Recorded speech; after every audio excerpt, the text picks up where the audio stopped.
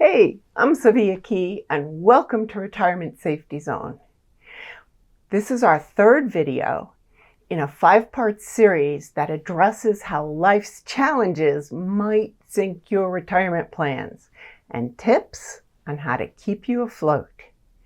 Today we're discussing a difficult topic, how loss of a spouse might leave the survivor struggling to pay the bills.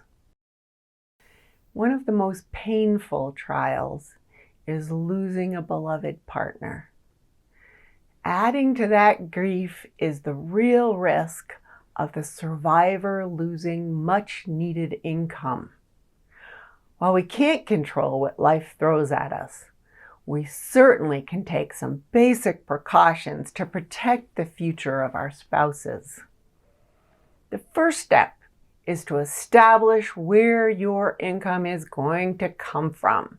Make a list of all the sources and the payments you can expect from each source while both spouses are alive. For investment accounts, determine the percentage you can safely withdraw annually, and don't forget inflation and taxes. The next critical task is to go back over that list and mark any accounts that might change when one spouse dies. To help you with that process, let's discuss how different income streams are affected by the loss of a spouse. If one of your resources is an investment account, make note of who owns the account and the primary and contingent beneficiaries. If the account is jointly owned by the couple with right of survivorship, the survivor would automatically become the sole owner. When the account is solely owned by the deceased spouse and the surviving spouse is the primary beneficiary, the account will go on hold while the sponsor of the account, the company that runs your account, processes the change of owner. So while there may be a delay for primary beneficiaries, in the big picture, the survivor would end up with basically no change of income from this kind of an investment source. The picture is quite different if your investments are within IRAs, where the surviving spouse is the beneficiary. When the account holder's death occurs after distributions have been started, the surviving spouse generally is limited to 2 choices. They can take distributions based on their own life expectancy without changing the account, or roll the account into their own IRA. They have more choices if the IRA owner, the deceased spouse, died before the mandatory beginning date of required minimum distributions, also called RMDs. In that case, the inheriting spouse can wait to take money from the IRA until the deceased spouse would have been required to take RMDs. Alternatively, they have the option to follow the 10-year rule, which requires they empty the IRA by the 10th year after they inherited it. The most likely outcome for the surviving spouse is that income from their spouse's IRA would be similar to what they received while their spouse was alive. But don't forget income taxes on distributions. Life partners without the protection of a marriage license or a state-sanctioned common law marriage have less choices. They'll have to follow the 10-year rule unless they're disabled or chronically ill or not more than 10 years younger than the account holder. In that case, they'll be able to choose to take distributions over whichever is longer, their life expectancy or their partner's remaining life expectancy as it was calculated before their death, of course. Partners and spouses following the 10-year rule might need to also consider the higher income taxes due by withdrawing funds more quickly than was originally planned. They might also need to find ways to invest those withdrawals so that they can extend the amount of time they get income from this source of money. Social Security, on the other hand, works yet differently than these other sources. When both spouses are alive, the non-working spouse can receive a spousal payment of up to 50% of the amount paid to the working spouse. On the other hand, if both spouses qualify for their own Social Security, they'll automatically receive whichever amount is higher, the spousal benefit or their own Social Security benefit. So the couple will receive two payments during the lifetime of both of them. As an example, let's look at an average couple taking Social Security. In 2023, the average payment for a married couple was calculated at $1,917 for one spouse per month and $911 for the other. That's a total income of about $2,800 per month, or about $34,000 annually.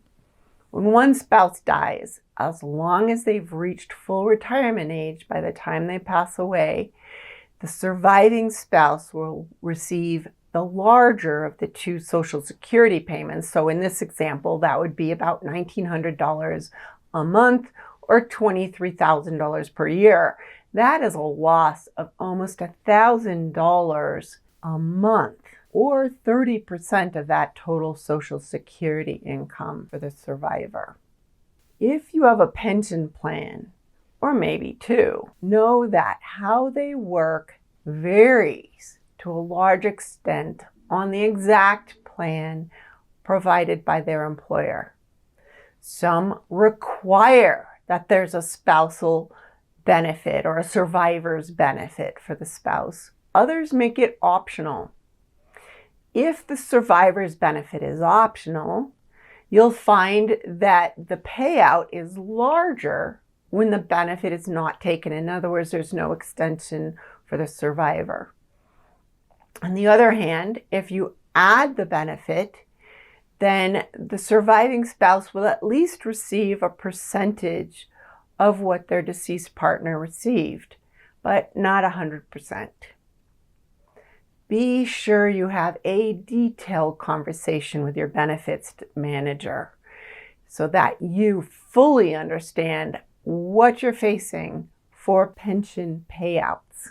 After you've done all this research about how all your retirement income accounts are going to work for the surviving spouse, set aside a little extra time here and try to figure out where the holes are. Are either of you going to be short on income after the other spouse passes away? Can you make any changes to the way your existing accounts are set up or the way you take distributions in order to better protect the surviving spouse's income? If you've made all the changes that you can or you consider necessary, and you find you still need more income for the survivor, consider buying a life insurance plan. If you're more than 10 years out from your planned retirement age, look seriously at a plan that focuses on growth. You'll probably want to consider a permanent indexed universal life plan because it can protect you from the downturns in the market while it offers a nice growth, and it can still give you a very solid death benefit to fill that hole when the insured passes away. On the other hand, if you don't end up needing this account to fill any kind of income gap, the survivor might be able to use that money for protection against inflation or for doing something special with their lives. On the other hand, if you are close to retirement or you've already retired, you just want to look at those death benefits. That's where you should start because remember, you're trying to fill a hole later in life, we hope, and that death benefit could mean the difference between not being able to pay your bills and having some cushion. You might be tempted by term life insurance, but you should pay careful attention to when that term policy ends at that tempting rate. Sure, you can extend it at a higher rate, but then you may as well have bought a term plan. So watch out for term policies. It's not going to fill a late life hole in income. For those of you who find yourself on the other side of the income scale and you've been very successful, you have more money than you need for retirement and you're wondering what to do, you can consider a life insurance plan as a strategy for estate planning. If you move some of your money out of qualified funds or other funds and you put it into a life insurance policy for your children or grandchildren, it can grow tax-free. And it will go straight to them without having to pass through all the estate mess when you pass away. On the other hand, if you're quick on the draw and you already know before you need to make required minimum distributions, you already know you have excess funds, move those funds out of your qualified plans where you're going to have to pay taxes and have to make withdrawals whether you want to or not. Move that into a life insurance policy. They have single premium life insurance policies.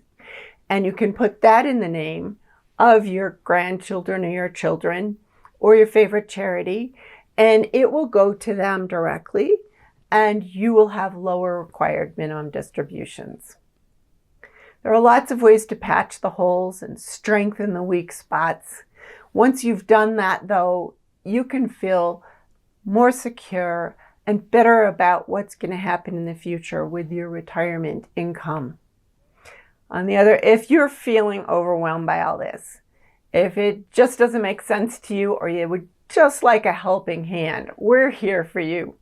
Call us, email us, book an appointment with our little click button, and we will happily help you work through scenarios with some tools that we have available. And we can also advise you on which insurance companies are looking good and which plans might fit those type of needs that you identify or that we identify together. Our next video in this series is going to address a single risk group that has to do with health. The cost of treatment for health conditions and the cost of caregiving for long-term conditions. I hope you'll join us. Thank you for spending time with me today. If you found this information was helpful to you, please give us a thumbs up. And if you'd like to continue to learn ways that you can help other people and how to help yourself strengthen your retirement plans, then subscribe to our channel. Have a wonderful day.